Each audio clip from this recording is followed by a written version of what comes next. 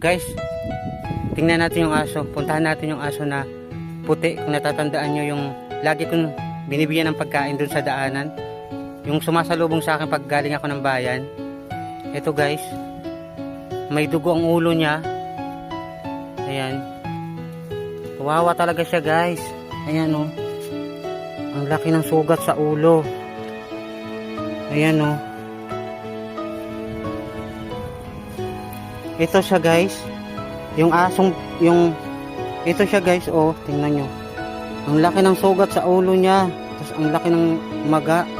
Parang hinampas yata ng matigas na bagay. Magkabilaan oh. Dito meron pa. Kawawa talaga siya guys.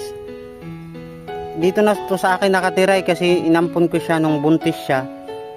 Hanggang nanganak. Dito na siya nakatira. Dumadalaw-dalaw pa siya dun sa taas sa farm. Pag namimiss niya siguro yung lugar na kinalakhan niya. At kagabi nga nawala siya dito.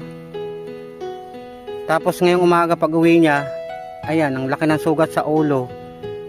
Ayan. Magkabilaan pa siya guys. Ayan siya guys, kawawa talaga. Parang nahihilo pa siya. Yung mga anak niya nandun sa kulungan. Ang gagawin ko ngayon, ikukulong ko na lang siya. Kawawa, maliliit pa yung mga tuta niya. Mamamatay, walang magpapadide. Walang magpapadide sa mga anak niya guys. Kapag pinatay siya, kawawa. Halika na Whitey, dali. Kukulong na muna kita. Ang sakit-sakit. Kasi ako guys, kahit hirap na ako. Kahit nahihirapan na ako pag maghanap ng pagkain nila, inampon ko pa rin to kasi naawa ako dahil napamahal na siya sa akin. Lagi niya akong sinasalubong sa daan. Tapos wala siya matuluyan nung buntis siya. Sinaktan nila. Laki ng sugat sa ulo ni Whitey. Magkabilaan pa.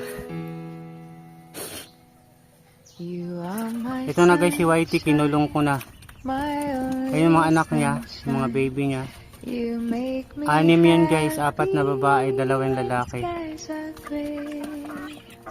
Kulong ko lang muna pansamantala habang sariwa pa yung sugat niya, baka patayin dun sa taas. Kawawa yung mga baby niya, walang magpapadede.